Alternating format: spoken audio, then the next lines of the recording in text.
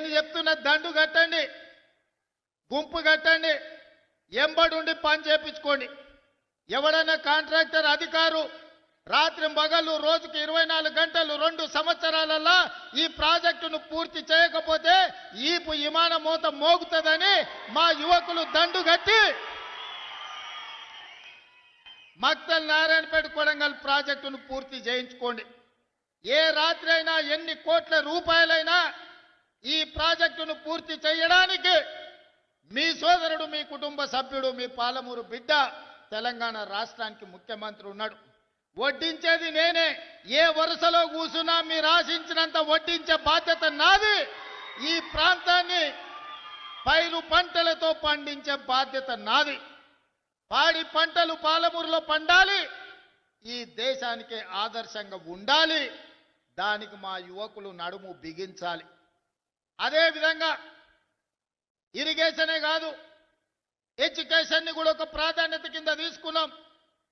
మనం వెనుకబడడానికి, మన పిల్లలు వలసలు కూలీలు కావడానికి కారణం మన పిల్లలు ఉన్నత చదువులు చదువుకోకపోవడం, మన పిల్లలు బడికి పోకపోవడం, మన పిల్లలకు నాణ్యమైన విద్య అందకపోవడం. తద్వారా ఈ ప్రాంతంలో ఉన్న పేదలు 90% ఎస్సీ, ఎస్టీ, బీసీ, మైనారిటీ పిల్లలు ఎవరైతే ఉన్నారో ఈరోజు చదువుకు దూరమైనరు, వ్యవసాయ కూలీలుగా మారిన, వలసలు పోతున్నారు. ఈ సమస్యను గుర్తించినాం కాబట్టి తండాలలో, గూడాలలో, మారుమూల పల్లెలో ప్రతి పేదవాడి బిడ్డకు విద్యను అందించాలి. విద్య ద్వారానే వాళ్ళు గుణవంతులు, శ్రీమంతులు అవుతారని గుర్తించి ఈనాడు విద్యకు అత్యంత ప్రాధాన్యత ఇచ్చినాం.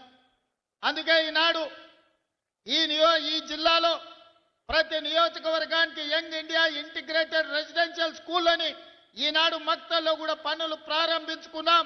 25 ఎకరాలలో భూమి అందుబాటులో లేకుంటే భూసేకరణ చేసి నష్టపరిహారం ఇచ్చి ఈనాడు 200 కోట్ల రూపాయలతోని Young India Integrated Residential School 14 నియోజకవర్గాలలో. ఇద్దరు మనవాళ్ళు గెలవకపోయినా వాళ్ళు కూడా మనవాళ్లే, మన సోదరులే, మన పాలమూరు బిడ్డలే అని ఆనాడు 2 ఇతర పార్టీ వాళ్ళు గెలిచినా అందరికీ young India Integrated residential schools 14 ఇవ్వాలి. 2800 కోట్ల రూపాయలు చదువులకు ఖర్చు పెట్టాలి అని ఇవాళ ప్రభుత్వం నిర్ణయం తీసుకున్నది. వివక్ష చూపియలే, పార్టీల గురించి ఆలోచన చేయలే, ఎజెండాలు పట్టుకొని తిరగలే. ఎవరైనా మన వాళ్ళే, మన సోదరులే. మన జిల్లాకు, మన ప్రాంతానికి న్యాయం చేసే అవకాశం, అధికారం మన చేతిలో ఉంది. అందుకే ఈ జిల్లాలో ఎవరు ఎమ్మెల్యే అయినా వాళ్ళు నా వాళ్ళే, మన వాళ్ళే.